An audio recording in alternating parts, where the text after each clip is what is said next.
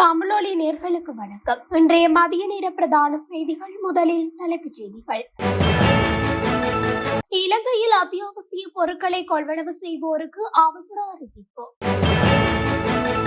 மக்களின் நடவடிக்கையால் ஏற்படும் அபாய நிலை, வீடுகளில் வசிப்போருக்கான அவசர அறிவுறுத்தல். இலங்கையில் வரப்போகும் அதிரடி மாற்றம், பொதுமக்களுக்கு இலகுவாக போகும் நடவடிக்கைகள். ஏப்ரல் 1 முதல் நடைமுறைக்கு வரும் விசேட பாதுகாப்பு திட்டம். நாட்டில் மின் உற்பத்திக்கு இடையூறு ஏற்படும் அபாயம், வெளியான அறிவிப்பு. நீர் கட்டணங்களில் ஏற்படவுள்ள மாற்றம், பொதுமக்களிடம் விடுக்கப்பட்டுள்ள கோரிக்கை. பயணிகள் பேருந்து உரிமையாளர்களுக்கு வெளியான முக்கிய அறிவிப்பு. இலங்கையில் நடைமுறைக்கு வரவுள்ள டிஜிட்டல் அடையாள அட்டை.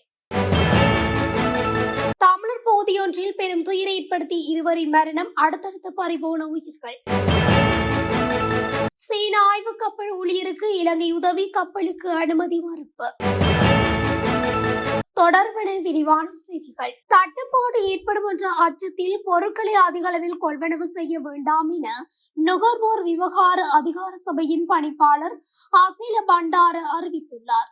அத்துடன் பண்டிகை காலத்தில் பொருட்களுக்கு தட்டுப்பாடு ஏற்படாது எனவும் அவர் பொதுமக்களுக்கு உறுதியளித்துள்ளார். எனினும் அத்தியாவசிய பொருட்கள் இறக்குமதியில் எவ்வித தட்டுப்பாடும் இல்லை எனவும் கொள்கைகளை பரிசோதிக்கும் இடவசதி குறைவாக இருப்பதாலேயே சிறு தாமதங்கள் ஏற்படுவதாகவும் தற்போது அந்த இடவசதிகள் விரிவாக்கப்பட்டு வருவதாகவும் இலங்கை சுங்க ஊடக பேச்சாளர் சந்தன புஜ்ஜிகேவா தெரிவித்துள்ளார். இதேவேளை அத்தியாவசிய உணவுப் பொருட்கள் இறக்குமதியாளர்கள் மற்றும் வியாபாரிகள் சங்கத்தின் செயலாளர் பி. சுப்பிரமணியம் இதுகுறித்து கூறுகையில், நாட்டில் அத்தியாவசிய பொருட்களுக்கு தட்டுப்பாடு இல்லை. இடைத்தரகர்களே செயற்கையான தட்டுப்பாட்டை உருவாக்கி விலைகளை அதிகரித்துள்ளனர். ஆஸ்திரேலியாவிலிருந்து இறக்குமதி செய்யப்படும் பருப்பு வகைகள் மார்ச் மாத இறுதியில் நாட்டை வந்தடைய உள்ளன. ஏப்ரல் முதல் வாரத்தில் பருப்பு விலை மீண்டும் 265 ரூபாய் தொடக்கம் 270 ரூபாய் வரை குறையும்.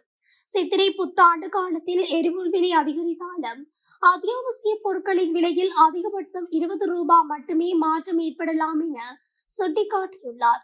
இதுகுறித்து வர்த்தக, வாணிப, உணவு பாதுகாப்பு மற்றும் கூட்டுறவு அபிவிருத்தி அமைச்சர் வஸ்து சமரசிங்க தெரிவிக்கையில், பருப்புக்கு கட்டுப்பாட்டு விலை இல்லாததால் சில்லறை விலையில் கடுமையான தலையீடுகளை செய்ய முடியாது. இருப்பினும் பொருட்கள் பதுக்கப்பட்டால் நுகர்வோர் விவகார அதிகார சபை ஊடாக கடும் நடவடிக்கை எடுக்கப்படும். சித்திரை புத்தாண்டுக்கு தேவையான 90% அத்தியாவசிய பொருட்கள் ஏற்கனவே கொள்வனவு செய்யப்பட்டுள்ளன என சுட்டிக்காட்டியுள்ளனர். வீட்டின் கதவுகள் மற்றும் ஜன்னல்களை திறந்து வைப்பவர்களுக்கு போலீசார் அறிவுறுத்தல் ஒன்றை வழங்கியுள்ளனர். தற்போது நிலவும் வெப்பமான காலநிலை காரணமாக மேற்கொள்ளப்படும் குறித்த நடவடிக்கைகளால் பதிவாகும் திருட்டு சம்பவங்களை தடுப்பதற்காக வீட்டு உரிமையாளர்கள் விழிப்புடன் இருக்க வேண்டும் என தெரிவிக்கப்பட்டுள்ளது. இது தொடர்பான அறிவிப்பில் மேலும் வெப்பநிலை அதிகரித்து வருவதால் பல குடியிருப்பாளர்கள் காற்றோட்டத்திற்காக இரவில் ஜன்னல்களையும் கதவுகளையும் திறந்து வைக்கின்றனர். இந்நிலையில் இத்தகைய பழக்க வழக்குகள் குற்றவாளிகளுக்கு வாய்ப்புகளை உருவாக்கக்கூடும்.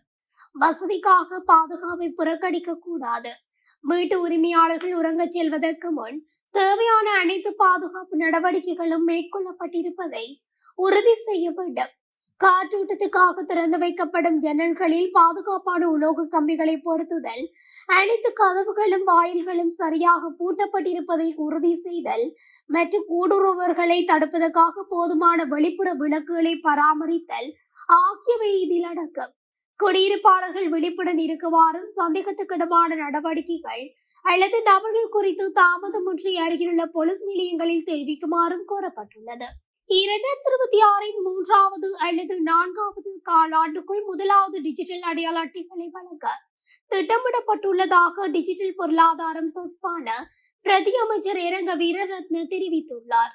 இலங்கையில் தேசிய டிஜிட்டல் அடையாள அட்டை திட்டத்தை நடைமுறைப்படுத்துவது குறித்து கருத்து தெரிவிக்கையிலே அவர் இந்த விடயத்தை கூறியுள்ளார். மேலும் தெரிவிக்கையில், அடுத்த 2 ஆண்டுகளுக்குள் நாடு தழுவிய ரீதியில் அனைத்து தேசிய அடையாள அட்டைதாரர்களையும் மீளப்பதிவு செய்து நவீன அடையாள அட்டை கட்டமைப்பை உருவாக்க இலக்கு நிர்ணயிக்கப்பட்டுள்ளது. புதிய டிஜிட்டல் அடையாள அட்டையானது நவீன பாதுகாப்பு அம்சங்களை கொண்டிருக்கும். விரல் அடையாளங்கள் போன்ற பயோமெட்ரிக் தரவுகள் என்கிரிப்ஷன் முறையில் பாதுகாக்கப்படும். இதன் மூலம் வங்கி சேவைகள், நலன்புரி திட்டங்கள் மற்றும் உத்தியோகபூர்வ ஆவணங்களுக்காக அரசாங்க அலுவலகங்களுக்கு நேரில் செல்ல வேண்டிய அவசியம் குறையும். தொலைவில் இருந்தே அடையாளத்தை உறுதிப்படுத்த முடியும்.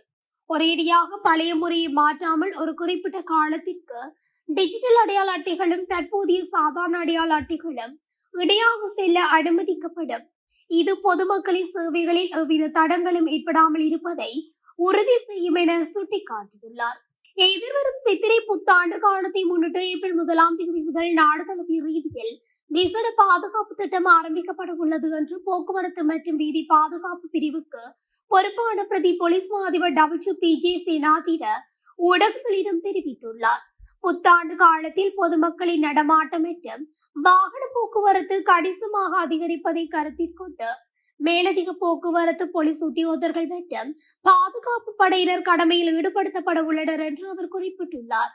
குறிப்பாக கொழும்பு உள்ளிட்ட பிரதான நகரங்களில் உள்ள தொடர்ந்து நிலையங்கள், பிரதான பேருந்து நிலையங்கள் மற்றும் வர்த்தக மையங்களை மையப்படுத்தி விசேட போக்குவரத்து கட்டுப்பாட்டு திட்டங்களும் பாதுகாப்பு ஏற்பாடுகளும் முன்னெடுக்கப்பட உள்ளன.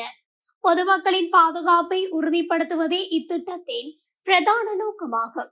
இந்த விசேட பாதுகாப்பு திட்டம் ஏப்ரல் 1 முதல் நடைமுறைக்கு வரும். புத்தாண்டு கொண்டாட்டங்களின் பின்னர் பொதுமக்கள் மீண்டும் கிராமங்களில் இருந்து நகரங்களுக்கு திரும்பும் வரை இது தொடர்ச்சியாக முன்னெடுக்கப்படும் என்று அவர் மேலும் குறிப்பிட்டுள்ளார். மத்திய மலைநாட்டு பகுதிகளில் நிலவும் கடும் வறண்ட வானிலை காரணமாக பிரதான நீர்த்தேக்கங்களின் நீர்மட்டம் வேகமாக குறைந்துள்ளது. இதன் காரணமாக மின் உற்பத்திக்கு இடையூறு ஏற்படும் அபாயம் இருப்பதாக நீர்த்தேக்கங்களுக்கு பொறுப்பான பொறியியலாளர்கள் தெரிவித்தனர். இன்று காலை 6 மணிக்கு மின்சார சபையிடமிருந்து பெறப்பட்ட அறிக்கையின்படி இந்த விடயம் தெரிவிக்கப்பட்டுள்ளது. காசல் டி நீர்த்தேக்கத்தின் நீர்மட்டம் அதன் வழிந்தோடும் மட்டத்தில் இருந்து 40 அடி 10 அங்குலமாகவும், மௌசாக்கலை நீர்த்தேக்கத்தின் நீர்மட்டம் 26 அடி 11 அங்குலமாகவும் குறைந்துள்ளதாக நீர்த்தேக்கங்களுக்கு பொறுப்பான பொறியியலாளர்கள் தெரிவித்தனர். இதற்கிடையில் வேல் கொத்மலை நீர்த்தேக்கத்தின் நீர்மட்டமும் குறைந்துள்ளதுடன் நீர்வீழ்ச்சிகளின் நீர் கொள்ளளவு குறைந்ததன் காரணமாக சென்ட் கிளேயர் மற்றும் டெவன் நீர்வீழ்ச்சிகளின் அழகு மங்கியுள்ளது.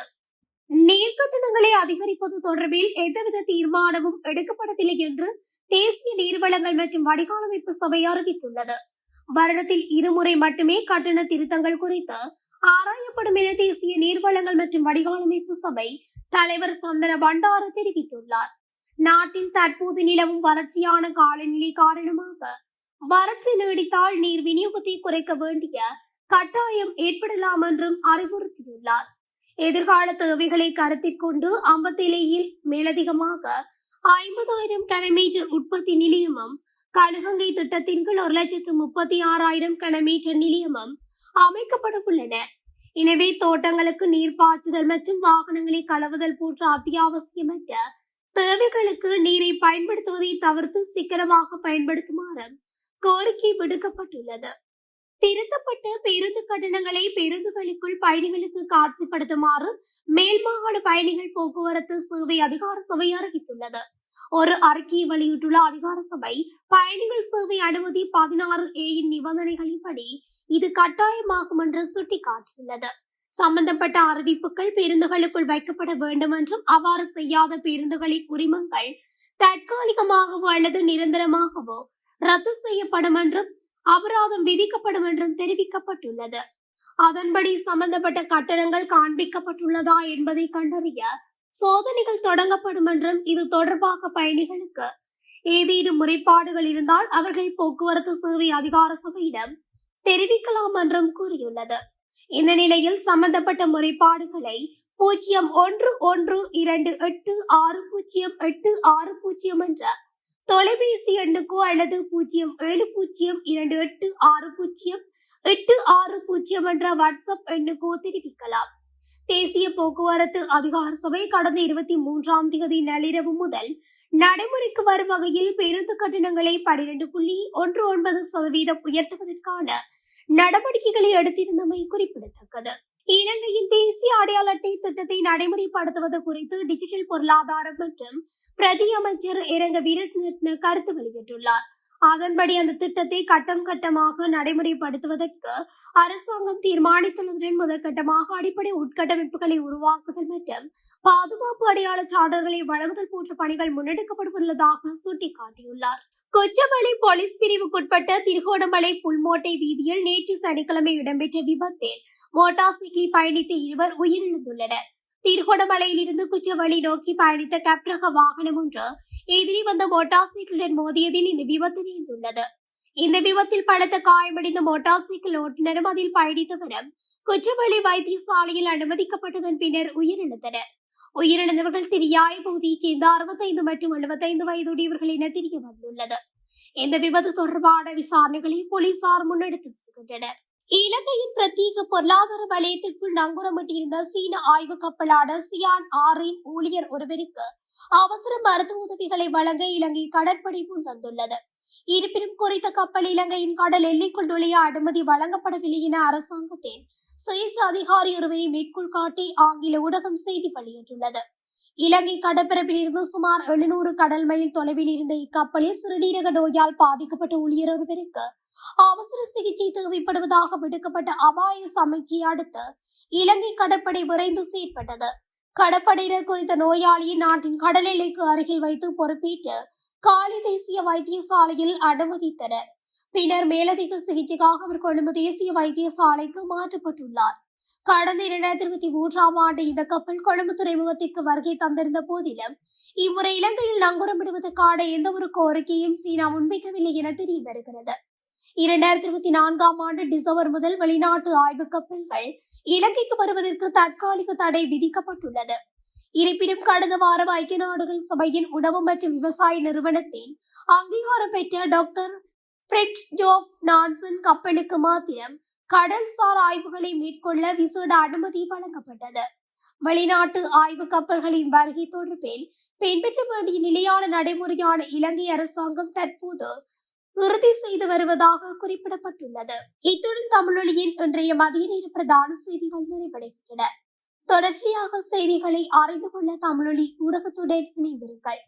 நன்றி, வணக்கம். தமிழொலி ஒரே பார்வையில் இன்றைய செய்திகளை உடனுக்குடன் தெரிந்து கொள்ள தமிழொலி யூடியூப் தளத்தை சப்ஸ்கிரைப் செய்து இந்த வீடியோ பிடிச்சிருந்தா லைக் பண்ணுங்க, கமெண்ட் பண்ணுங்க, ஷேர் பண்ணுங்க. மறக்காம கீழே இருக்கிற பெல் ஐகானை கிளிக் பண்ணுங்க.